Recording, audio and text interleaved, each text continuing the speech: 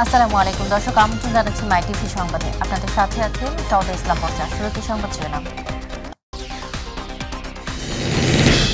Helicopter দুর্ঘটনায় ইরানের president Ebrahim Raisi নিহত, মারা গেছেন পররাষ্ট্রমন্ত্রী সহ বাকি আরোহীরা। মরদেহ সন্ধানে চলছে অভিযান। দ্বিতীয় ধাপে 157 উপজেলায় ভোট গ্রহণ আগামীকাল। বিভিন্ন কেন্দ্রে আজ পৌঁছে দেওয়া হচ্ছে নির্বাচনী সরঞ্জাম। সংশ্লিষ্ট এলাকায় কাল সাধারণ ছুটি ঘোষণা। মোবাইল ও ইলেকট্রনিক গেজেটে অতিমাত্রায় আসক্ত হয়ে পড়ছে শিশুরা, দেখা দিচ্ছে মায়োপিয়া সহ চোখের নানা রোগ। এবং সরকারের কঠোর হুঁশিয়ারি সত্ত্বেও রাজধানীতে দেদারসে চলছে অটোরিকশা, কঠোর অভিযানে আইন শৃঙ্খলা বাহিনী।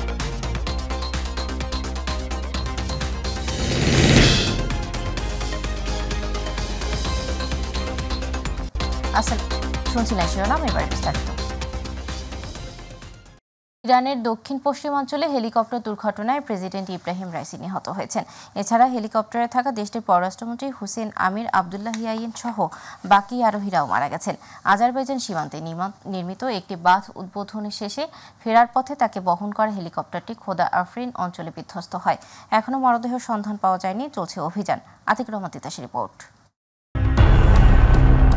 দুর্ঘটনার প্রায় 16 ঘণ্টা পর ইরানের প্রেসিডেন্ট ইব্রাহিম রাইসিকে বহনকারী হেলিকপ্টারের ধ্বংসাবশেষ সন্ধান মিলেছে। তবে প্রেসিডেন্ট রাইসি, দেশটির পররাষ্ট্রমন্ত্রী হোসেইন আমির আবদুল্লাহিয়ান ও পূর্ব আজারবাইজানের গভর্নর মালেক রাহমাতির কেউই আর বেঁচে নেই। দুর্ঘটনার পর ইরানের প্রেসিডেন্টকে বহনকারী হেলিকপ্টারটি একেবারেই পুড়ে গেছে।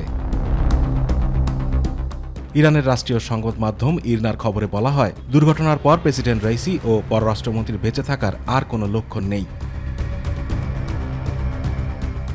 রবিবার আজারবাইজানের সীমান্তবর্তী এলাকা জোলফায় দুর্ঘটনার কবলে পড়ে ইরানের প্রেসিডেন্ট ইব্রাহিম রাইসিকে বহনকারী হেলিকপ্টার। ওই হেলিকপ্টারে প্রেসিডেন্টের সঙ্গে দেশটির পররাষ্ট্রমন্ত্রী, পূর্ব আজারবাইজানের গভর্নরও ছিলেন। প্রেসিডেন্ট রাইসি আজারবাইজানের সীমান্তের কাছে কিস কালাশি এবং খোদাফারিন বাঁধ দুটির উদ্বোধন করেন। সেখান থেকে ফিরে তিনি ইরানের উত্তর পশ্চিমে তাবরিজ শহরের দিকে যাচ্ছিলেন।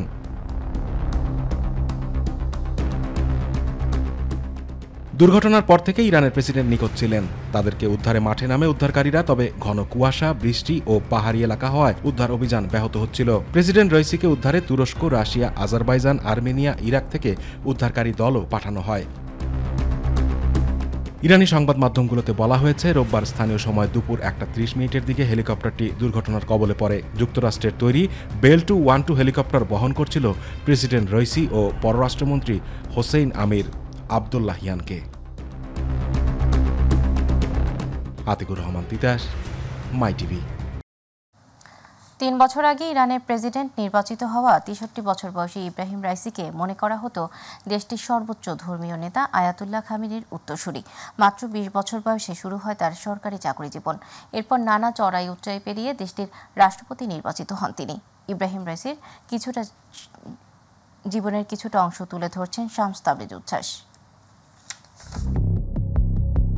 হেলিকপ্টার দুর্ঘটনায় প্রেসিডেন্ট রাইসির মৃত্যু ইরানের জন্য বিরাট এক ধাক্কা। দীর্ঘদিন ধরে ইসরায়েল ও যুক্তরাষ্ট্রের সঙ্গে বৈরী সম্পর্ক চলে আসছে ইরানের। ইব্রাহিম রাইসি ক্ষমতায় আসার পর যুক্তরাষ্ট্রের নিষেধাজ্ঞা মোকাবিলায় প্রতিবেশীদের পাশাপাশি চীন ও রাশিয়ার সঙ্গে সম্পর্ক উন্নয়নে বিশেষভাবে মনোযোগ দিয়েছিলেন তিনি।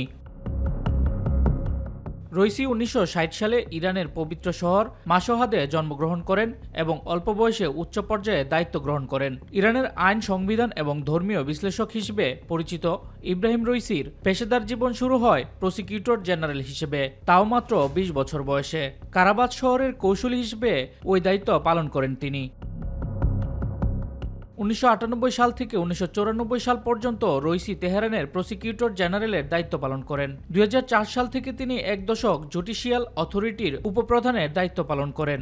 2019 সালে তাকে বিচার বিভাগের প্রধান নিযুক্ত করে দেশটির সর্বোচ্চ ধর্মীয় নেতা আয়াতুল্লাহ খামেনি। মূলত তখন থেকেই ইরানের গার্ডিয়ান কাউন্সিল এবং সর্বোচ্চ ধর্মীয় নেতার ঘনিষ্ঠজন হিসেবে পরিচিতি পান রাইসি। পরবর্তীতে 88 সদস্যের বিশেষজ্ঞ সভার ডেপুটি চেয়ারম্যান নির্বাচিত হন। তিনি সর্বোচ্চ ধর্মীয় নেতা নির্বাচক সহ বেশ কিছু গুরুত্বপূর্ণ দায়িত্ব পালন করে এই সভায়। 2021 সালে দ্বিতীয় দফায় নির্বাচন করে ইরানের 8ম প্রেসিডেন্ট নির্বাচিত হন ইব্রাহিম রইসি। নিজেকে দুর্নীতির অদক্ষ ও অভিজাতকদের ঘোর বিরোধী হিসেবে প্রকাশ করা রইসি রাজনৈতিক দিক থেকে শিয়া ইসলামিক কট্টরপন্থার সমর্থক। তবে দায়িত্ব পালনের পর থেকেই ঘরের বাইরে নানামুখী চাপের মধ্যে পড়েন ইব্রাহিম রইসি। নতুন করে একের পর এক নিষেধাজ্ঞা আসতে থাকে যুক্তরাষ্ট্রসহ পশ্চিমা দেশগুলোর পক্ষ থেকে। ফলে চরম অর্থনৈতিক সংকটের মুখে দেশটিতে বিক্ষোভ হয় দফায় দফায়। 2022 সালে ইরানি তরুণী মাহসা আমিনীর মৃত্যুকে কেন্দ্র করে পোশাকের স্বাধীনতা ইস্যুতে দেশজুড়ে বিক্ষোভ হয়, যাতে প্রাণ যায় 550-ও বেশি মানুষের। ওই ঘটনায় সবচেয়ে বেশি চাপের মুখে পড়েন রইসি, যদিও পরে পরিস্থিতি অনেকটাই নিয়ন্ত্রণে আনেন তিনি। 7 অক্টোবর ইসরায়েলি ভূখণ্ডে হামলার পেছনে রইসি প্রশাসনের ভূমিকাকেই দায়ী করে আসছে তেল আবিব। ইরান ইসরায়েলের ক্ষেপণাস্ত্র হামলাকে কেন্দ্র করে যুদ্ধ পরিস্থিতিও কৌশলী হাতে সামলেছেন রইসি।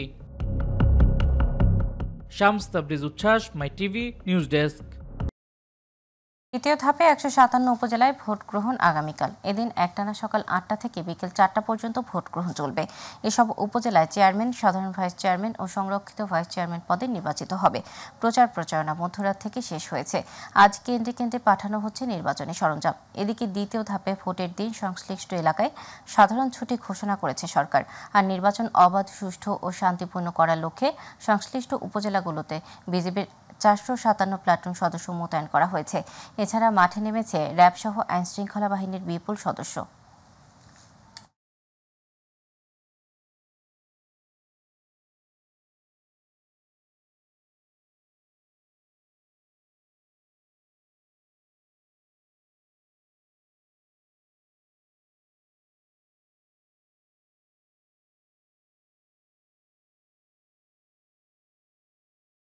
মোবাইল ও ইলেকট্রনিক গেজেটে অতিমাত্রায় আসক্ত হয়ে পড়ছে শিশুরা। মোবাইল ফোনের বিকিরণ রশ্মির কারণে মায়োপিয়া সহ চোখে নানা ভয়াবহ সমস্যার সৃষ্টি হচ্ছে শিশুদের। বিশেষজ্ঞ চিকিৎসক বলছেন, মাত্রাতিরিক্ত ইলেকট্রনিক্স গেজেট ব্যবহারে বাধাগ্রস্ত হচ্ছে শিশুদের শারীরিক ও মানসিক বিকাশ। আমিনা হীরার বিশেষ রিপোর্ট। বিশ্বায়নের যুগে নতুন নতুন গ্যাজেট মানুষের কল্যাণে যেমন অভাবনীয় বিপ্লব ঘটিয়েছে, ঠিক তেমনি তৈরি করেছে অনেক বিড়ম্বনা। খাওয়া কিংবা খেলাধুলা সবকিছুতেই শিশুদের মোবাইলের ব্যবহার যেন থামছেই না, সাথে কার্টুন অথবা গেমস তো আছেই। বিশ্ব স্বাস্থ্য সংস্থার মতে 2030 সালে মায়োপিয়ায় আক্রান্ত রোগীর সংখ্যা দাঁড়াবে 330 কোটি, যার বেশিরভাগই শিশু। পরিসংখ্যান বলছে, দেশের মোট জনসংখ্যার প্রায় 1,43 লাখ লোক দৃষ্টিজনিত সমস্যায় ভুগছেন। ঢাকার চক্ষু বিজ্ঞান গবেষণা ইনস্টিটিউটের মতে, প্রতিদিন হাসপাতালে আসা রোগীদের মধ্যে গড়ে প্রায় 50% রোগী শিশু, যার মধ্যে 70% শিশু দূরের জিনিস ভালো দেখতে পায় না। আমার চোখে অনেক ব্যথা করে, মানে কিছু করতে পারি না। চোখ ঘুমানোর পরে চোখ খোলা যায় না। চশমা ছাড়া দেখি কাছের জিনিস, দূরের জিনিস দেখতে ঘোলা লাগে। আসলে চোখ থেকে পানি পড়ে এবং চোখের মধ্যে ব্যথা করে। প্রাপ্তবয়স্কদের মতো শিশুদের চোখের সমস্যা ক্রমাগত বেড়ে যাওয়ার কারণ জানালেন বিশেষজ্ঞ চিকিৎসক অধ্যাপক ডাক্তার আশিকুর রহমান। গ্যাজেটগুলি বেশি দেখার কারণে এটা হচ্ছে মূল কারণ, যে পাওয়ার তৈরি করার পেছনে, বা আমরা সহজ ভাষায় যেটা বলি চশমার ব্যবহার বাড়ছে। এ কারণে এটা একটা মূল কারণ এবং এটা গবেষণালব্ধ প্রমাণ। এছাড়াও আরও কিছু কারণ আছে, যেমন আপনার তাদের ইনডোর অ্যাক্টিভিটিস। এখনকার বাচ্চারা কিন্তু ঘরের মধ্যে একদম কেন্দ্রীভূত। তারপর যে অস্বাস্থ্যকর খাবারের কিছু প্রভাবও আছে, যেটা আসলে যেমন আমরা বলি সবসময় যে শাকসবজি, ফলমূল এগুলো একটা ভালো ভূমিকা রাখে চোখের পুষ্টির যোগানোর জন্য। তো এই কারণগুলোতে আমরা দেখতে পাচ্ছি যে ইদানিং শিশুদের যে দৃষ্টি ত্রুটির পরিমাণ অনেক বেড়ে যাচ্ছে। শিশুদের এমন ভয়াবহ পরিস্থিতি এড়াতে সচেতনতার তাগিদ দেন এই চক্ষু বিশেষজ্ঞ। আধুনিক যুগ, আমাদের কিন্তু ল্যাপটপ, মোবাইল বা অনেক কারণে অনলাইন ক্লাস এগুলো ব্যবহার করতে হয়। এক্ষেত্রে আমাদের ব্যবহারটা সীমিত করে দিতে হবে। যে কোনো ধরনের শাকসবজি অন্তত প্রতিদিন যেন থাকে, একটা আইটেম যেন থাকে সবজি, প্লাস আপনার যেমন ফলমূল, যে সিজনাল ফলমূল, আসলে বিদেশি ফলও খাওয়ার দরকার নেই। আপনি দেশি যে ফলগুলো পাওয়া যায় এগুলো প্রতিদিন সে খেতে পারে। এবং মাছ, আসলে মাছ এখানে শুধু ছোট মাছ খেতে হবে এরকম না, আসলে যে কোনো মাছই চোখের জন্য উপকারী। বড়দের ক্ষেত্রে কাজের সূত্রে 8 ঘন্টা ও বিনোদনের জন্য 2 ঘন্টার বেশি স্ক্রিন টাইম না রাখার পাশাপাশি 2 থেকে 5 বছরের শিশুদের ক্ষেত্রে সর্বোচ্চ 1 ঘন্টা স্ক্রিন টাইম রাখার পরামর্শ দেন চিকিৎসকরা। অতিরিক্ত গ্যাজেট ব্যবহারের ফলে শিশুদের সবচেয়ে বড় যে সমস্যাটি হয় সেটি হচ্ছে আই ভিশনে। বিশেষজ্ঞ চিকিৎসকরা বলছেন, এই সমস্যার সমাধানে এখনই প্রয়োজন গ্যাজেটের ব্যবহার কমানো। আমেনা হীরা, মাই টিভি, ঢাকা। বিশ্বাস হলেও সত্য, বিদ্যুৎ চুরি করে অটোরিকশায় চার্জ দেয়ায় রাজধানীর প্রায় 16 লাখ মানুষের প্রতি মাসে পকেট কাটছে আবাসিক ভবনের মিটার মালিকদের। কার বিল কে দেয়? প্রশ্ন যখন এমন, তখন সরকারের কঠোর হুঁশিয়ারির পরেও কেন এসব মরণঘাতী অটোরিকশা চলাচল করছে দেদারসে? যদিও অটোরিকশা বন্ধে অভিযান পরিচালনা অব্যাহত রয়েছে। হাসান বিশ্বাসের ক্যামেরায় আবু সাইদ উপর 2 পর্বের ধারাবাহিক প্রতিবেদনের আজ দেখুন দ্বিতীয় ও শেষ পর্ব।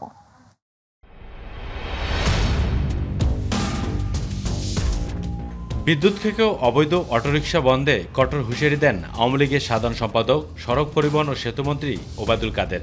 ব্যাটারি চালিত গাড়ি না চলে, এ ব্যাপারে শুধু নিষেধাজ্ঞা আরোপ নয়, চলতে যাতে না পারে সেই ব্যবস্থা করতে হবে। বাস্তবতা চরম হলো সত্য, চুরি করে এসব অটোরিকশা চার্জ দেওয়া হয়। এতে আবাসিক ভবনের মিটার মালিকরা পড়েছেন বিপাকে। তাহলে প্রশ্ন হলো, কার বিল কে দেয়? প্রশ্ন যখন এমন, তখন উত্তরটাও দেন এই অটোরিকশা ম্যানেজার। আবাসিক না বাণিজ্যিক, এটা কি জানেন? এটা আমি অতটুকু বলতে পারবো না। অত দূর কারেন্টের বাণিজ্যিক ব্যবহার করে না, এই আবাসিক ব্যবহার করে, এটা তো বলতে পারবো না। আর যারা দেদারসে অটোরিকশা চালাচ্ছেন তারা কি বলছেন? পায়ে পেট্রোল রিক্সাটা চালায়, এটা যে একটা পরিশ্রম, কিন্তু আমরা যে অটোটা চালাই এটা এতটা পরিশ্রম নাই। যারা গাড়ি কিনছে, যারা অটো চালাচ্ছে, তাদের জন্য তো সমস্যা। পায়ের তো আছে, পায়ে তো সবে পারে না। এখন যদি বন্ধ করে দেয়, আমাদের পেটে লাথি পড়বে, আমার ফ্যামিলি চালাইতে কষ্ট হয়ে যাবে। গেল 18 এপ্রিল 2023 থেকে সরকারের নিবন্ধন ও রুট পারমিট আনার কথা বলা হলেও নামমাত্র এসব ব্যাটারি চালিত অটোরিকশা চলাচল করছে বুক গুছিয়ে। প্রতিটি রিকশা ব্যবহার করা হচ্ছে এলাকা ও ওয়ার্ড ভিত্তিক মাসোয়ারার স্টিকারে। কেন স্টিকার আর কারা বা দেয় এসব স্টিকার? মানে টোকেনটা দেয় কিসের জন্য? এই এলাকা পারমিট, রুট পারমিট দেওয়ার লাগে। কত টাকা করে নেয়? মাসে 3000 নেয়। সেজন্য আপনারা এটা চালান? এই জন্য চালাই। আর এভাবেই প্যাডেল চালিত রিকশাগুলোকে প্রতিনিয়ত রূপান্তরিত হচ্ছে অটোরিকশায়। কি বলছেন পরিবহন বিশেষজ্ঞ? সামান্য যদি ব্যয় করা হয়, এই ইজি বাইকগুলো কিন্তু স্ট্রেন্থিং করা সম্ভব। ফলে সড়কে দুর্ঘটনা, যানজটের যে আশঙ্কা আমরা দেখি সবসময় এবং হচ্ছেও, সেটা কিন্তু কমিয়ে আনা সম্ভব। পরিস্থিতি যখন এমন, তখন অটোরিকশা বন্ধে কি বার্তা দিলেন ডিএমপি কমিশনার হাবিবুর রহমান? মন্ত্রণালয় থেকেও এটি চিন্তা করা হচ্ছে, আমরা যদি সেটি করতে পারি এবং আমাদের সারা শহরে আপনার সিসিটিভি ক্যামেরা লেগে যাবে। আবু সাইদ, মাই টিভি, ঢাকা। চিঠি চালাচালির অবসান ঘটিয়ে বঙ্গোপসাগর উপকূলবর্তী 501 একর খাস জমি নামমাত্র প্রতীকী মূল্যে বরাদ্দ পেতে যাচ্ছে চট্টগ্রাম বন্দর। এরই মধ্যে বন্দর কর্তৃপক্ষকে মূল্য পরিশোধের জন্য চিঠি দেওয়া হয়েছে বলে জানিয়েছেন জেলা প্রশাসক। এদিকে দেশের ইতিহাসে সর্ববৃহৎ বিদেশি বিনিয়োগে বে টার্মিনাল নির্মিত হবে বলে জানিয়েছেন চট্টগ্রাম বন্দরের চেয়ারম্যান। চট্টগ্রাম থেকে মোহাম্মদ মামুনুর রশিদ ও নুরুল কবিরের পাঠানো তথ্য ভিডিও চিত্র নিয়ে রিপোর্ট করছেন রাকিব হাসান। দেশের 94% পণ্য আমদানি রপ্তানি হয় চট্টগ্রাম বন্দর দিয়ে, আবার মূল রপ্তানি বাণিজ্যের 98% হয় এই বন্দরে। প্রতি বছর জাহাজ, কার্গো ও কন্টেইনার হ্যান্ডেলিং বাড়তে থাকায় তা সামাল দেয়া বর্তমান চট্টগ্রাম বন্দরের জন্য একটি চ্যালেঞ্জ হয়ে দাঁড়িয়েছে। তাই 137 বছরের পুরনো এই বন্দরকে বিদেশি বন্দরের আদলে রূপান্তরিত করতে বে টার্মিনাল নির্মাণের উদ্যোগ নিয়েছে সরকার। এরই মধ্যেই গ্রহণ করা হয়েছে প্রকল্প। প্রকল্পের আওতায় চট্টগ্রাম বন্দরে দেশের ইতিহাসে সর্ববৃহৎ বিদেশি বিনিয়োগে হতে যাচ্ছে বে টার্মিনাল। 88,000 কোটি টাকা বিদেশি বিনিয়োগে এই প্রকল্পের আওতায় জাহাজ থেকে পণ্য উঠানামার জন্য 4টি টার্মিনাল ও নৌপথ তৈরি করা হবে। বে টার্মিনাল নির্মাণে 7 বছর আগে প্রধানমন্ত্রীর অগ্রাধিকার ভিত্তিক এই প্রকল্পের জন্য 67 একর ভূমি বরাদ্দ পেয়েছিল চট্টগ্রাম বন্দর। এবার আবারও 501 একর সরকারি খাস জমি বরাদ্দ দেওয়া হয়েছে প্রকল্পটির জন্য। বন্দরের আবেদনের প্রেক্ষিতে মাত্র 3 কোটি টাকার প্রতীকী মূল্যে এই বরাদ্দের অনুমোদন দেয় ভূমি মন্ত্রণালয়। গত 2রা মে বন্দর কর্তৃপক্ষকে এই টাকা পরিশোধে চিঠি দিয়েছে জেলা প্রশাসন। চিঠিতে কাটরেলি, আগ্রাবাদ ও পতেঙ্গা সার্কেলের অধীনে বরাদ্দকৃত ভূমির বিস্তারিত তথ্য দিয়েছে জেলা প্রশাসন। আমরা 500 একর জমি চট্টগ্রাম পোর্ট অথরিটিকে বুঝিয়ে দিতে যাচ্ছি মাত্র 3 কোটি 3 টাকার বিনিময়ে। চট্টগ্রাম পোর্ট অথরিটি কর্তৃপক্ষকে আমরা চিঠি দিয়েছি। এই টাকাটি তারা আমাদের যে খাত রয়েছে ভূমি মন্ত্রণালয়, সেই খাতে জমা দেওয়ার পর আমরা তাদের সাথে একটি বন্দোবস্ত দলিল স্বাক্ষর করা হবে এবং সরেজমিনে সেই জায়গাটি বুঝিয়ে দেওয়া হবে। ইতিমধ্যে এই প্রকল্পের বিভিন্ন কারিগরি দিক নিয়ে যাচাই বাছাই চলছে বলে জানান চট্টগ্রাম বন্দর কর্তৃপক্ষের chairman rear admiral M Sohail. Marine works কিন্তু আসলে অনেক কঠিন একটা কাজ এবং অনেক ফিজিবিলিটি স্টাডি লাগে, অনেক ধরনের মডেল টেস্ট লাগে, এই টেস্টটাকে ওই ভ্যালিডেট করে নিতে হয়, নানা ধরনের বিষয় থাকে এটা। সেজন্য সত্যি অর্থে যেটা আমি সবসময় বলি, সমুদ্র বন্দর বলতে যেটা বোঝায় বে টার্মিনাল সেটা হতে যাচ্ছে। বে টার্মিনাল প্রকল্প যত দ্রুত চালু হবে বন্দরের সক্ষমতা ততই বৃদ্ধি পাবে। সেই সাথে দেশের পুরো অর্থনীতিতে টার্মিনালটি গুরুত্বপূর্ণ ভূমিকা রাখবে বলে জানান বন্দর ব্যবহারকারীগণ। সবাইকে যদি একটা কোঅর্ডিনেশনের মাধ্যমে যদি করা হয়, যদি একটু ফাস্ট করা হয়, তাহলে দেখা যাচ্ছে যে এই বে টার্মিনালটা হয়ে যাবে অতি সত্বর, এবং বে টার্মিনালটা হলে আরও কিন্তু বন্দরের গতিশীলতা কিন্তু আরও বেড়ে যাবে। প্রকল্পটি বাস্তবায়িত হলে একই সঙ্গে ভিড়তে পারবে ৩৫ থেকে ৫০টি জাহাজ, নির্ভর করতে হবে না জোয়ার ভাটার উপর। রাকিব হাসান, মাই টিভি, ঢাকা। রক্তে ভেজা ঐতিহাসিক চা শ্রমিক দিবস আজ। 1921 সালের 20 মে ব্রিটিশদের অত্যাচার থেকে মুক্ত হতে সিলেট অঞ্চলের প্রায় 30,000 চা শ্রমিক নিজেদের জন্মস্থানে ফিরে যাওয়ার চেষ্টা চালায়। এ সময় চাঁদপুরের মেঘনাঘাটে গুলি চালিয়ে নির্বিচারে হত্যা করা হয় চা শ্রমিকদের। এরপর থেকে চা শ্রমিকরা চা শ্রমিক দিবস হিসেবে পালন করে আসছেন এই দিবসটি। রিপোর্ট করছেন ইলিয়াস কমল। পঞ্চদশ ও ষোড়শ শতাব্দীতে চীন ছাড়া পৃথিবীর অন্য কোথাও চায়ের প্রচলন ছিল না। 1854 সালে পরীক্ষামূলকভাবে সিলেটের মালিনীছড়া চা বাগানে চা চাষ শুরু করে ইস্ট ইন্ডিয়া কোম্পানি। সে সময় চা বাগান তৈরির জন্য ভারতের আসাম, উড়িষ্যা, বিহার ও উত্তরপ্রদেশ সহ বিভিন্ন এলাকা থেকে শ্রমিকদের এই ভূখণ্ডে জায়গা স্থানান্তর করা হয়। গাছ হিলেগা রুপিয়া মিলেগা এমন প্রলোভনে শ্রমিকরা বাংলাদেশে এলেও তাদের ভুল ভাঙতে বেশি সময় লাগেনি। বিশাল পাহাড় পরিষ্কার করে চা বাগান করতে গিয়ে হিংস্র পশুর কবলে পড়ে প্রাণ হারিয়েছে বহু শ্রমিক। পাশাপাশি ছিল ব্রিটিশদের অত্যাচার। অব্যাহত ব্রিটিশ নির্যাতনের প্রতিবাদে তৎকালীন চা শ্রমিক নেতা পণ্ডিত গঙ্গাচরণ দীক্ষিত ও পণ্ডিত দেওরসন মূল্যকে চল বা দেশ চল আন্দোলনের ডাক দেন। 1921 সালের 20 মে সিলেট অঞ্চলের প্রায় 30,000 চা শ্রমিক সিলেট থেকে পায়ে হেঁটে চাঁদপুর মেঘনা স্টিমার ঘাটে পৌঁছান। সেদিন জাহাজে চড়ে নিজ দেশে ফিরে যেতে চাইলে ব্রিটিশ সৈনিকরা গুলি চালিয়ে শত শত চা শ্রমিককে হত্যা করে মেঘনা নদীতে ভাসিয়ে দেয়। এরপর থেকেই প্রতি বছর 20 মে চা শ্রমিক দিবস হিসেবে পালন করছে চা শ্রমিকরা। এরই মধ্যে বাংলাদেশে 165 বছরের ইতিহাসে দ্বিতীয় সর্বোচ্চ চা উৎপাদনের রেকর্ড হয়েছে। চা শিল্পের উন্নতি হলেও বদলাচ্ছে না চা শ্রমিকদের জীবন। ইলিয়াস কমল, মাই টিভি। দ্বিতীয় ধাপে 157 উপজেলায় ভোট গ্রহণ আগামীকাল। এদিন একটানা সকাল 8টা থেকে বিকেল 4টা পর্যন্ত ভোট গ্রহণ চলবে। দর্শক, এই মুহূর্তে ভোলা থেকে যুক্ত হচ্ছেন সহকর্মী আরিফ হোসেন লিটন। লিটন, দ্বিতীয় ধাপের উপজেলার নির্বাচন ঘিরে নির্বাচনী সরঞ্জাম পাঠানোর কি খবর আছে আপনার কাছে, জানাবেন।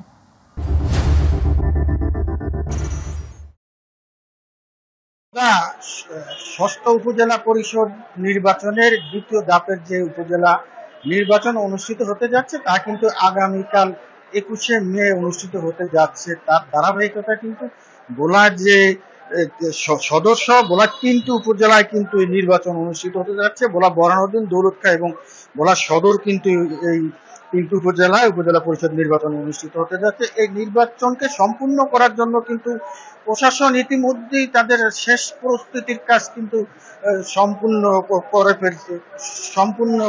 করে ফেলছে। যে এই আজ সকাল থেকে ভোলার বিভিন্ন উপজেলা প্রিজাইডিং অফিসারদেরকে দেখে যে ভোট কার্য পরিচালনার যে সর্বশেষ ধাপ অর্থাৎ ব্যালট বক্স সহ যে সমস্ত দ্রব্যাদি আছে তা কিন্তু পৌঁছানোর কাজ প্রক্রিয়া কিন্তু চলছে। এছাড়া আমি আপনাকে একটি বিষয় জানিয়ে রাখি, প্রশাসন কিন্তু এবার বলছে যেহেতু এবার নির্বাচনে কোনো রকমের দলীয় প্রতীক নেই, তার জন্য কিন্তু প্রশাসন এটাকে একটি চ্যালেঞ্জমুখী নির্বাচন হিসেবে নিয়েছেন এবং প্রশাসন শান্তিপূর্ণ এবং সুন্দরভাবে নির্বাচন পরিচালনা করার জন্য কিন্তু প্রশাসন কাজ করে যাচ্ছেন। প্রশাসন বলছেন যে এই গোটা জাতিকে একটি ভালো এবং সুন্দর স্বচ্ছ নির্বাচন উপহার দিবেন এমনটি কিন্তু বলেছেন। তার ধারাবাহিকতা কিন্তু প্রশাসন এই শেষ মুহূর্তে কিন্তু তাদের কাজ কিন্তু সম্পূর্ণ করছে। আপনি দেখতে পাচ্ছেন কিন্তু প্রত্যেককে ডেকে কিন্তু যার যার হাতে কঠোর নজরদারির মধ্যে কিন্তু এই ব্যালট বক্স পৌঁছে দেওয়া হচ্ছে। যদিও ব্যালট পেপার কালকে সকাল নাগাদ প্রত্যেকটা কেন্দ্র পৌঁছানো হবে। বলা আপনাকে একটি বিষয় রাখি, বলা কিন্তু এই যে সদর আসনটি রয়েছে এখানে 3,74,814 জন নারী পুরুষ এবং তৃতীয় লিঙ্গ সহ ভোটার কিন্তু এখানে রয়েছে। এছাড়াও কিন্তু 114টি কিন্তু কেন্দ্র এই ভোলা সদর আসনটিতে রয়েছে। ভোলা যে 3টি উপজেলা রয়েছে 3টি উপজেলায় কিন্তু 252টি কেন্দ্র রয়েছে এবং প্রায় কিন্তু 8 লাখের মতো নারী পুরুষ এবং তৃতীয় লিঙ্গ সহ ভোটার রয়েছে। সর্বশেষ প্রশাসন যে কথাটা গতকালকে জেলা প্রশাসক তার ব্রিফের মাধ্যমে বলেছেন যে একটি স্বচ্ছ সুন্দর নিরপেক্ষ গ্রহণযোগ্য নির্বাচন করার জন্য কিন্তু প্রশাসন কাজ করে যাচ্ছেন এবং একটি স্বচ্ছ সুন্দর নির্বাচন উপহার দিবেন বলে আমাদেরকে যেমনটা জানিয়েছেন। তো এই ছিল ভোলা থেকে আমার আগামী 21শে মে উপজেলা পরিষদ নির্বাচনের প্রস্তুতির সর্বশেষ খবর। দর্শক, এখনকার সংবাদ ছিল এই পর্যন্ত। সাথে থাকার জন্য ধন্যবাদ। পরবর্তী সংবাদ দেখার আমন্ত্রণ জানাচ্ছি। আল্লাহ হাফেজ।